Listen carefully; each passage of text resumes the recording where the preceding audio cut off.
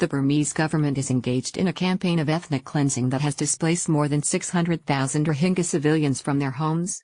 Burmese military forces have burned dozens of Rohingya villages, raped women and girls, and murdered scores of people, according to an October report from Amnesty International. The government's brutality against the predominantly Muslim ethnic minority has drawn condemnation from the United Nations, the international human rights community, and the U.S. State Department. But in far-right media, it's a different story.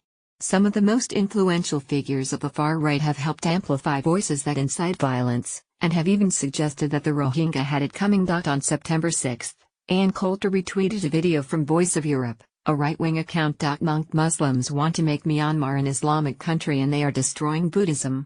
They breed rapidly, the tweet read. It then linked to a video featuring Ashin Wirathu, a Buddhist monk who is infamous for his inflammatory anti-Muslim speeches. Burma's top Buddhist leaders banned him from delivering sermons for a year. The ban will expire next March, according to Al Jazeera, because he delivered hate speech against religions to cause communal strife. As one of the 45 accounts President Donald Trump follows on Twitter, Coulter is probably the most influential voice amplifying the hatred of the Rohingya. But she's far from alone.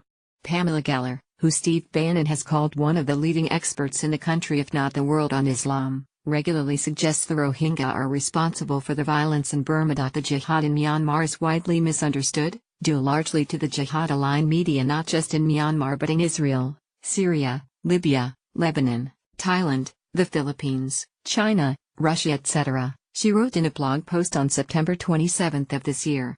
Anywhere Muslims have immigrated, they are agitating for Islam, which is everywhere they immigrate, and the media's knee-jerk narrative is their victimization.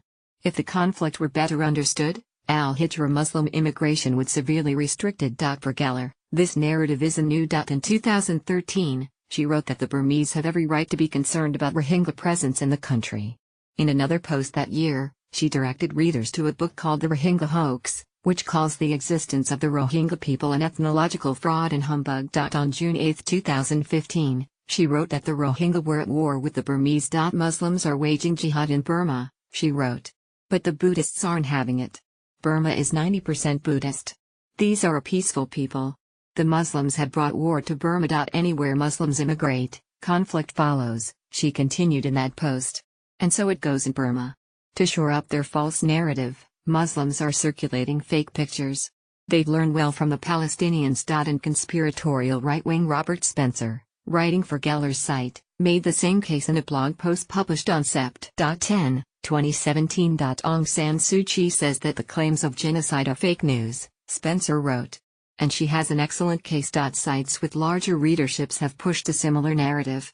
On June 21, 2013, Breitbart ran an article arguing that Muslims were attacking Burma. With calls for jihad against Myanmar as recent as last month, it is clear the Buddhists in Myanmar are trying to defend against an attack on their country, not just by the minority of Muslims who live there but among Muslims around the world, the piece said. Perhaps the Buddhists are trying to maintain their own history and culture in the face of calls for destruction, it concluded. A month later, Breitbart published an article from the AP that undermined its own piece. Wire massacre of Muslims in Myanmar ignored. PJ Media, another conservative site, ran a post on May 30, 2015, headlined "In Burma, the sandals on the other foot as Muslims, surprise, whine."